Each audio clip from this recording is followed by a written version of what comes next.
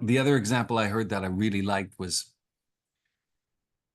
when that time when you had your buttons pressed, you were going to chew their head off, and then you Yeah, decided to just love them.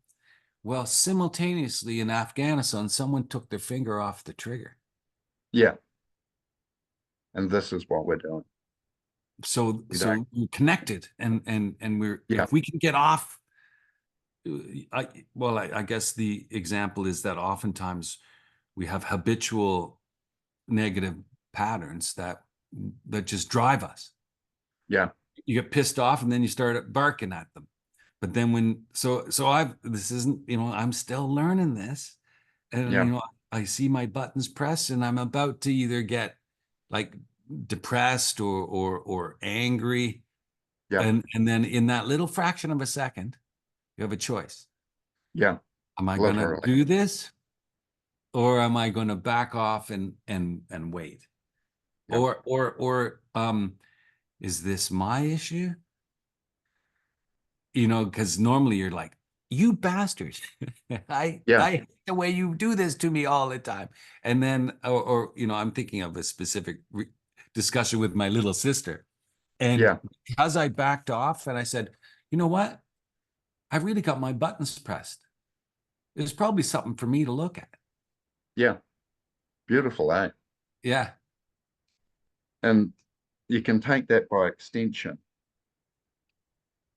Everything that happens in this world is just a manifestation of your consciousness. Because when you believe you're looking at a computer with me on it, correct? I think so. So where is it being recognized that this is happening? In my head. What have you ever experienced that hasn't been just a recognition in your own head? Nothing. Therefore, you are the only thing that exists. Everything is an activity in your consciousness. No matter Mhm. what you perceive it. You think it's out there, but it's actually an activity in your own mind, Mhm. brain, consciousness, whatever you want to get it. There is nothing you perceive it is outside your own perception.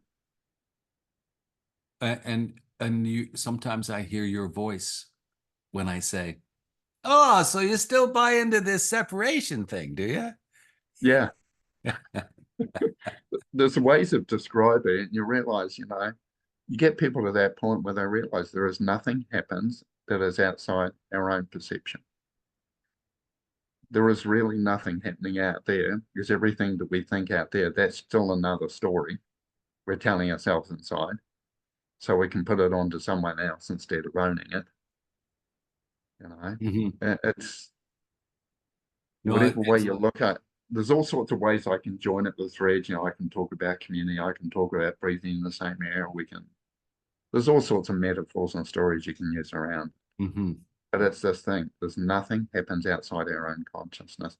Once I realize that, by not going to look at doing it externally by changing the situation, I then go to default, change it internally in the consciousness, the perception, the story, because both things, consciousness has the inner knowing of what this is about, which is why we drop down into the third breath, look at it from that point, because we're using consciousness itself to perceive what we were previously perceiving from either thinking brain, from awareness, whatever.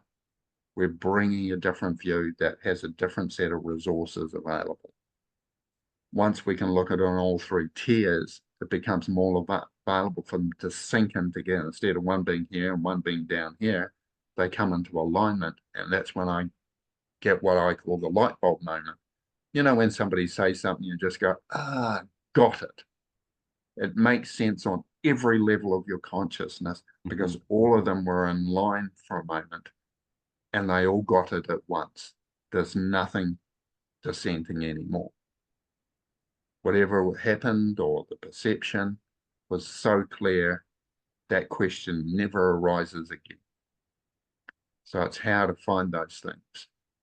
And I see that you have posted the rhythms of breathing. Yeah, What is it? I got it right here. I think we got 15 views already. shit, because I've hardly put it around at all. It's only been up for 17 hours and it's got 16 views. Um, Shit. Rhythms of Breath Meditation. And I did that just Thank before you our for that. meeting. Yeah. Yes, you're welcome. And I did it on purpose because, well, it's good to go quiet and to go listening Yeah. before you meet. It's sort of like clearing the deck. Yeah. But there was also the little side of me going, oh, how does this sound again? I like it. Okay. Um, and which reminds me that what I want to do again, continuing with you on our weekly calls, is to go Yeah. back to the idea that we're going to continue to formulate your model Yeah. and that we're going to use, even maybe even use some of the content that we're recording live already in the website. And I'll carve that stuff up. That's something I can do. Content is one of the most difficult things. Yeah. It takes time to organize and to think it through. But I'm also very trusting that that the right things will happen at the right time. But that's the direction I want to work with you on these Tuesday calls with Okay. Glaucia and with Yeah. Corey, but more specifically, maybe with Emily, at least part of these calls, at least half of it based on, okay, let's go back. Yeah. Let's rework what the materials are that we're going to have on the screen while I ask you questions. Yeah. We've got placeholders now. They're your notes that you've sent Yeah. me, the photographs. And And they're complete no longer. We have more information on the board. well, that's that at some point you're going to need more board. Yeah, literally, because this one's getting pretty full. Yeah. But I can still see some clear space. So, I have those images open right now, thinking that we could do that anytime. Yeah. But that's my expectation. Is that's one thing that I'm um, thinking is your main goal is to capture some of that. Yeah, to get that knowledge out there in a workable format so we can start effectively working with it. The idea that I have with whoever is working with this The is team. like, yeah, I've got information, ask the right questions and it comes out. Because if you Yeah, ask me to write it down, I sit down and go blank. I hear you completely. And then because Yeah, years what of meditation is really good at that. It's like, what do you want? Well, I don't have any wants. I'm very clear with Yeah, emptiness. yeah, and I'm at peace here. That's Yeah. it. End of discussion. And that's one of my contributions is that I can ask the questions Yeah, from a perspective of a seeker. Like, what yeah, is it? What explain it to me. And now uh I'm still learning about the three breaths yeah, and I understand a lot more of what you're aiming at. yeah, It's sort of like you're teaching us to become aware of our different types of consciousness. yeah. That's definitely part of it. So we can operate from different parts of the brain. And Like I said in one of simultaneous, our, effectively, yes, but realizing how each one works to realize whether, like if we think of the thinking brain, to me, it's very boundaried, very limited, also very inefficient. And, I can go in my little spells of why it's inefficient and stuff like that. The other thing is once we see that, then learning what part of me do I need to bring to this conversation? Because a lot of people want to operate from their instincts and they try and listen to whatever it is they're listening to, and they haven't got a clue where it is, how to find how to get. They just open up, and if something pops in, they think it's their instincts, whereas it could be the ego dropping something in. Don't right? know how to differentiate. So we're Discernment. teaching, yeah, we're learning how do we identify, how do we get in touch with, and then how do we operate from that place? the breathing technique is the most efficient way I've come across, that I can drop somebody into it and they can recognize, oh yeah, I know when I'm in the second rhythm now. So you just practice the different rhythms to start with. Mhm. Then when, like I say, introspect in the space, just go inwards into the space because it's within us. And then we're starting to expand it and realize what we are. So we get familiar with it. We start to find its tools. We find its resources, Mhm. what senses and perceptions are available here. Because each rhythm has its own range of senses and perceptions. Yeah. But then looking at how we can apply those, which is if we have something arising during the day, we can drop into the different rhythms and learn how to observe that. Like I used it to start with to help get people out of fear, because fear is just so obsessive for people, but also realizing there's a place in us that doesn't operate from fear and also is just as effective. In fact, it's usually more effective because it doesn't involve us having a disempowered state, which is what fear insists on. Fear can only exist when we are not 100% present, not 100% empowered, and often confidence has already been shaken because we Mhm. feel something can do this to us. So we're in a disempowered position. When you're impaired, you're just looking for solutions all the time. And sometimes you can't see anywhere to go. Okay, it's not time to do it. Let's just sit with this. We wait for the next whatever to arise. Can I Uh, ask you to place this in the specific instance that came into my life today with yes, this woman, Corrine, who is, you know, a mother of 3 kids, and she's now realizing that her 13-year-old marriage to her narcissistic husband is not going to work. okay. Now, the So, fear yep, is that he's going to make life miserable for her no matter what. yep. So talk through that, um, just for the fun of it, having a specific, because you know very often when you, and you know this, when someone has fear, it's grabbed them. Yeah. So what I would do with her, I'd take her through the 3 rhythms of the breath. I'd go into the third one because it has the greatest overview. So she's got not only marriage issues, she's got material um, Yeah. possession concerns. She's got emotional concerns about future behavior. Um, I'd imagine there's protection of her children, custody rights, all sorts of things going on. They all have their own ability to trigger fear, apprehension, maybe even guilt. There's so many people, have I done the right thing? You know, especially Mm, when shit starts hitting the fan, especially when we see the effects on our children. You know, your mum, your dad, why are you splitting? You're disrupting our home. mhm. You know, sometimes the children are just grateful to get out because if they recognize an abusive situation, it's easier for them to come on board.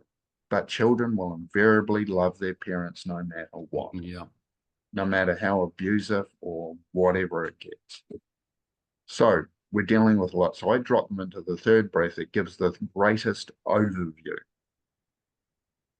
Then I bring them to the second, because the second is awareness, which is between the world of time and the world of the moment. We can still look at it without being caught up in it with awareness. Awareness is aware of, but not involved in. You know, it's like our awareness is aware of our thoughts, it watches our thoughts, but it doesn't involve itself. Most people know that because they haven't noticed their awareness doing anything. You know, you ask somebody, are you aware of your thoughts? I'll go, yes. Well, if you notice the awareness is an actual aspect of your consciousness that is in a different wavelength to your thinking, the awareness doesn't think. It just is aware. So we can be aware of what's going on without the emotional involvement. And She this is the may, second breath, and that's the second breath. so So the we're third close. breath again is a different type of awareness. Yeah. The third breath you get is essentially consciousness to whatever level the person is connecting with. They see a greater overview of things, not from a thinking brain point of view, not from awareness, which is still close to the situation. It's from an overall perspective. Imagine God looking at something, going, not as important as you thought, is it? And you go, no. Hmm. You know, you might see, oh, mental and emotional health is this, is highlighting here.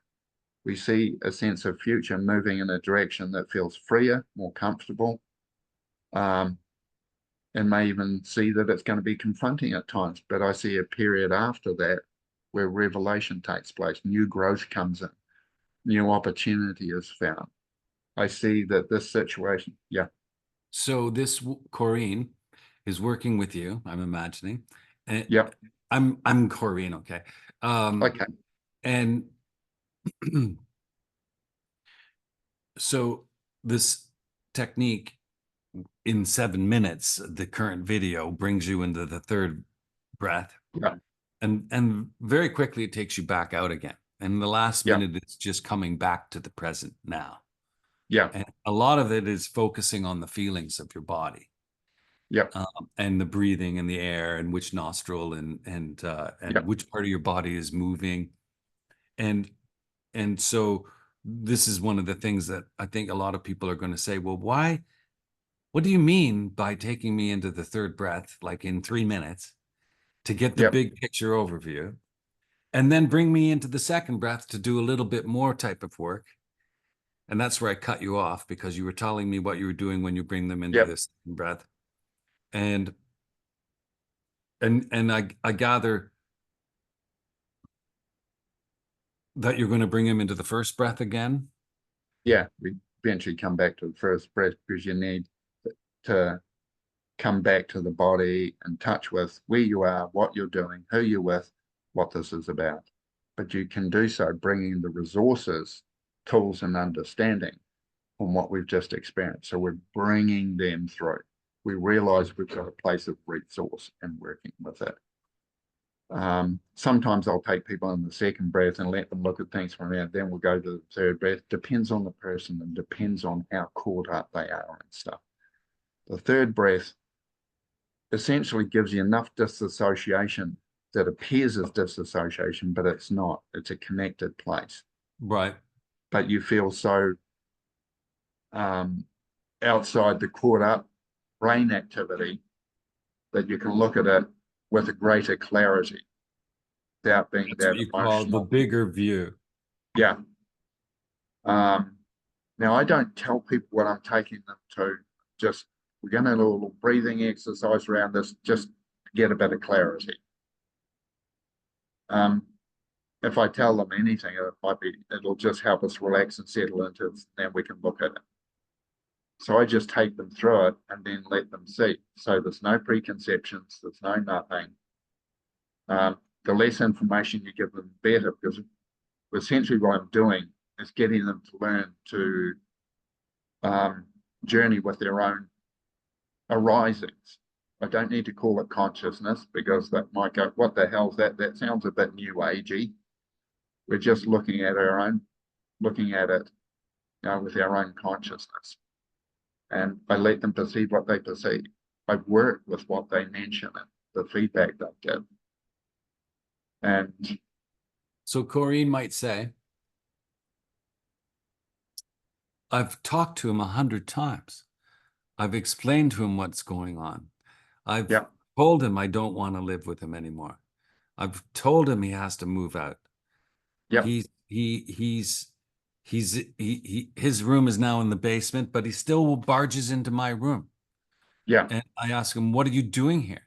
He goes, well, I own half the house. I can go wherever I want. Yeah. Precisely. What I find in these situations, the person has to be, they're not going to make the changes they need to until they're prepared to let go of everything. So what we've got is a situation where one of them has to be in a different location. We're now separating stuff. We're not that unit anymore. And if she's not prepared to make the move, If he's a proper narcissist, he has got her.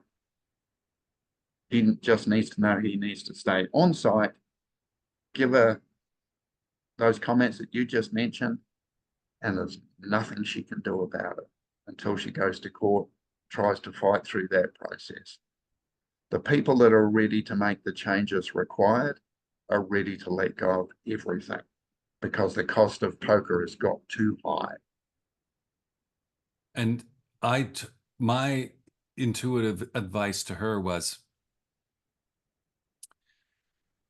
she was hoping that she might be able to not have to split the equity with him. Like, they have some equity in the house. Okay. She's been Yep. paying down the mortgage for 13 years.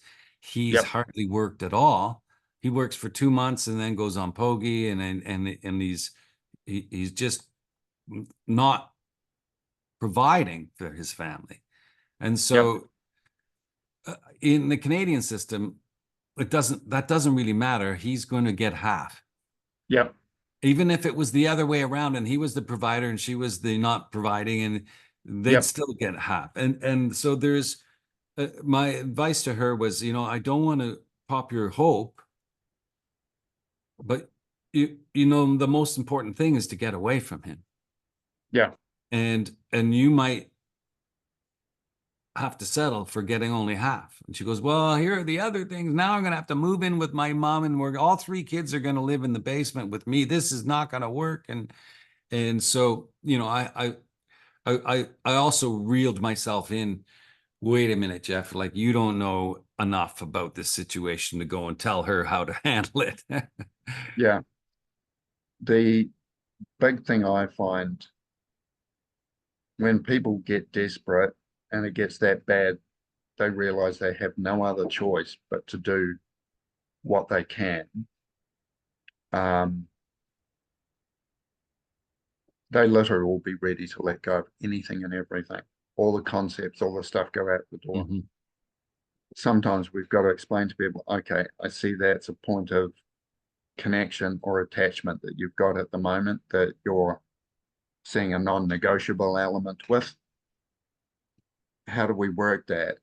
How is it going to work in the situation? And you can drop through the 3 breathing if you want. But sometimes once I get people used to it, it's like, I'll just say, can we drop into that deeper state and have a look at it from there? What's that look like from that place? Thank you. I do agree that there is, it seems like an archetypal image. It's just like your story about, until we decided that we were thinking too hard to make our conference work. Yeah. Nothing would happen. No. And so the universe is waiting for the complete surrender. Yeah. To whatever might come at me next. Yeah. Because if I look at it in truth, I can't do this because I'll end up sleeping in my mum's basement. Oh, you've got a mum. Oh, that's nice. And she's got a basement. My God, that's better than 2/3 of the world's population already.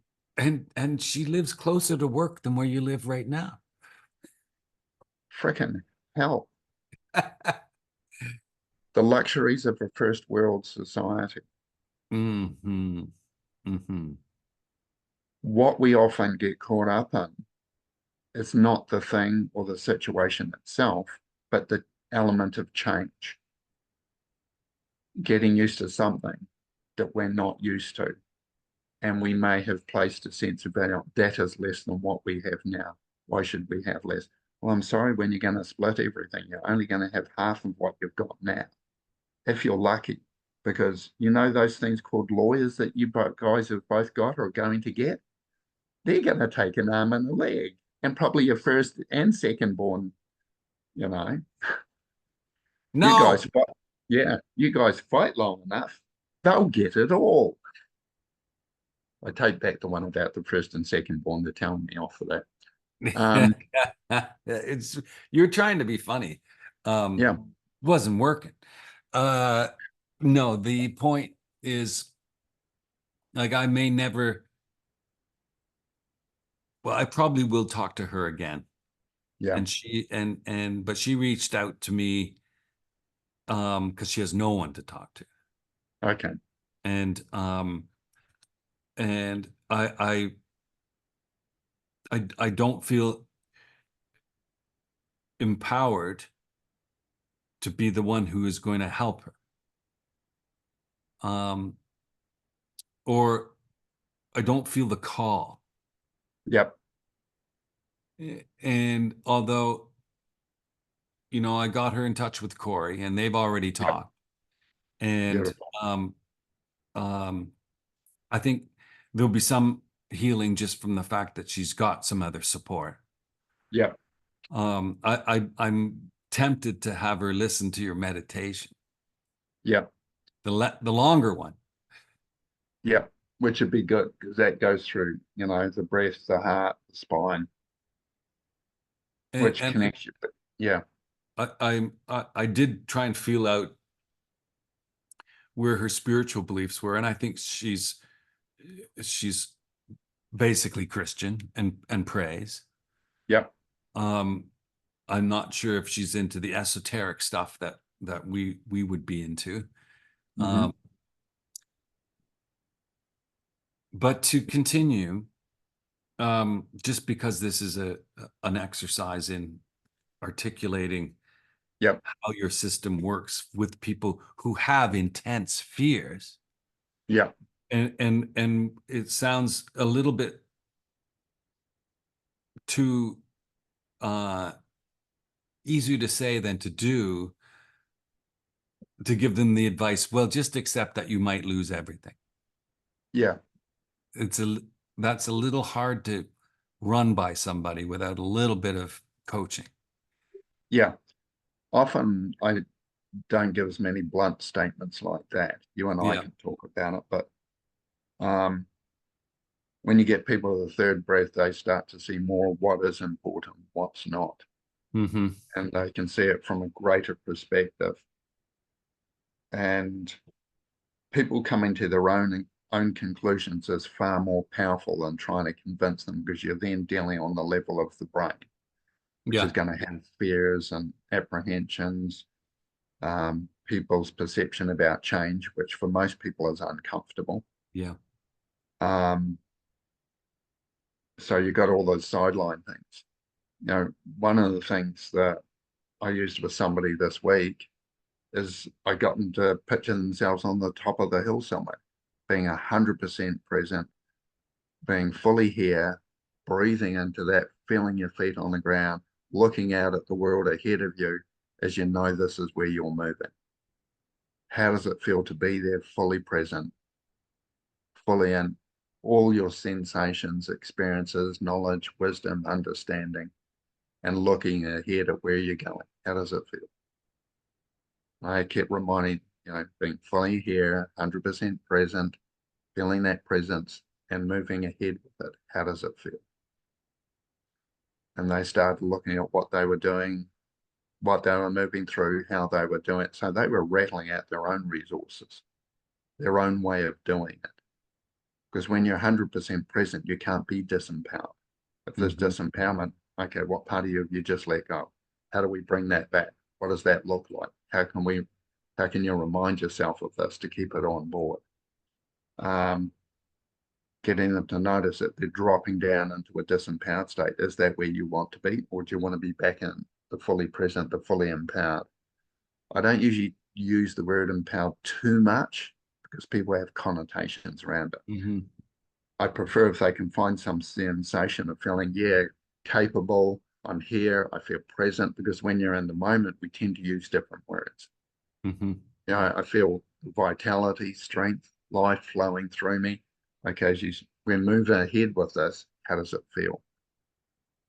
They might use words like clarity, decision making. It's like it's already happening. It's like I don't have to think about it. It's just clear for me what I need to do.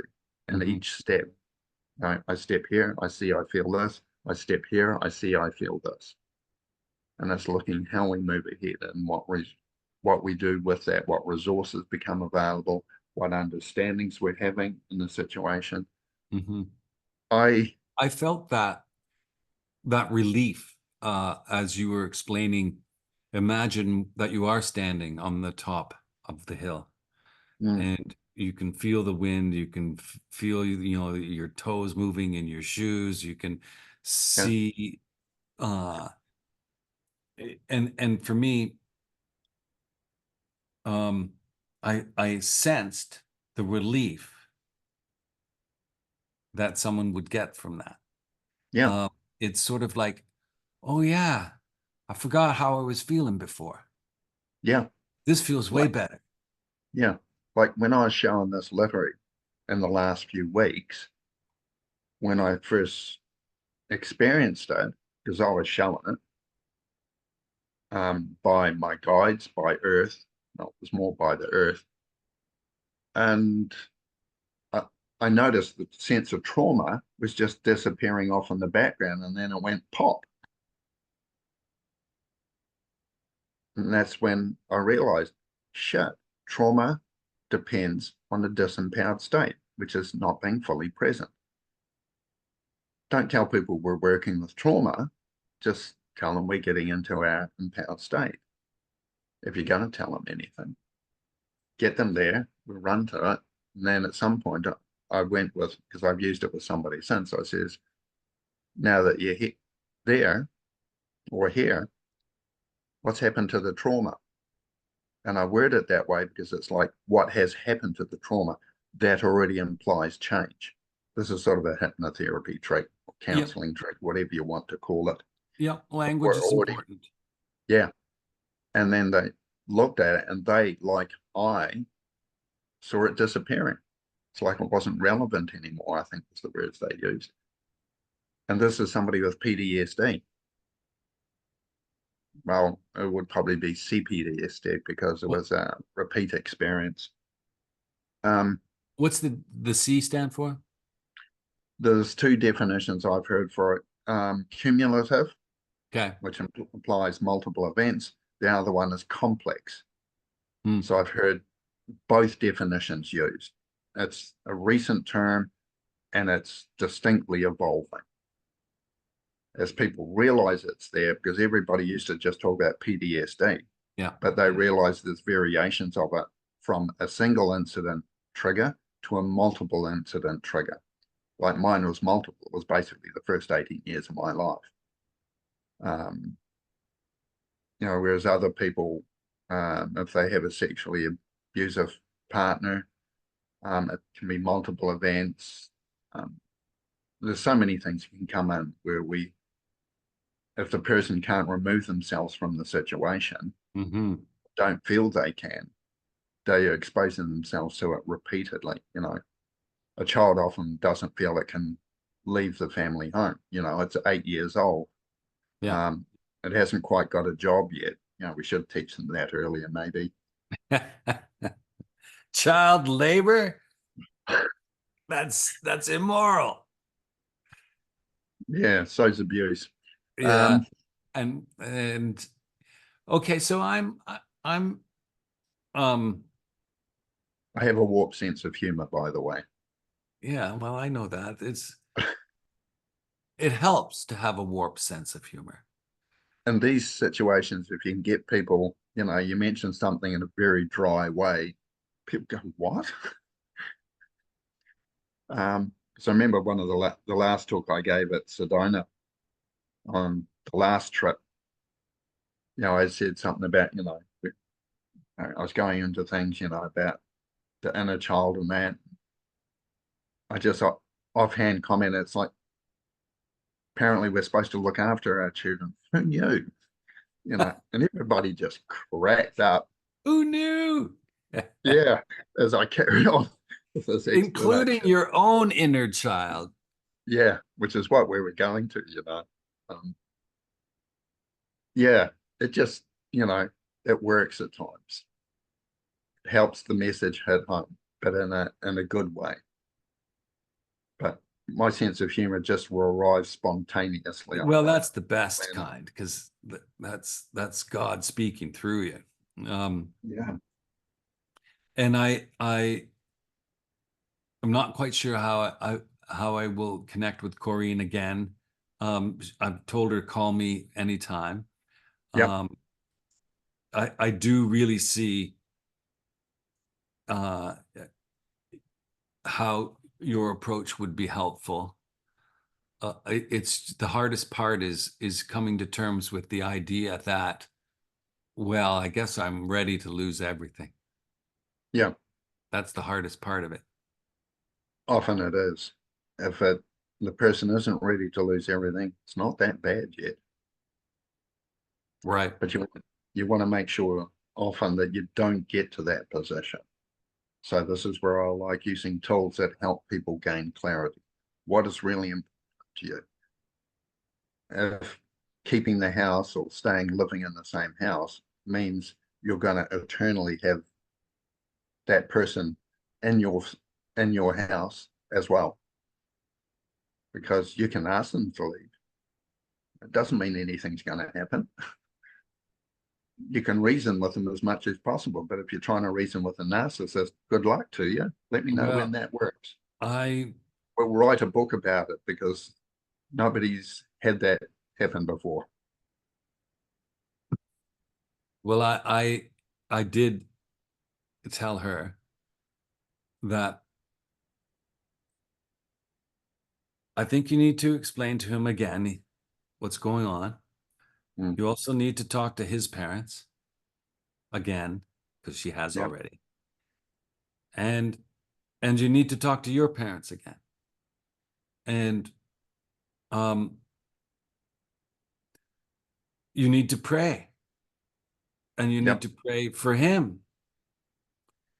Did I say that? I think I didn't. I just said, you know, you need to pray about the situation. And she says, I've talked to him 100 times about this. Yeah, which tells And us it's not working. yeah. But I guess what I was thinking is that, well, you need to be clear that you're prepared to make next steps now. Yeah, And part of that includes reevaluating the possibility that you might move back in with your parents, because if you lose everything, that's where you're going to be. yeah. And the situation is, if we're waiting for the other person, essentially what she's done in that moment is just handed that person her power. Right. I'm waiting for you to do this. I'm trying to convince you to do this. Yeah. And the narcissist recognizes when they've got power.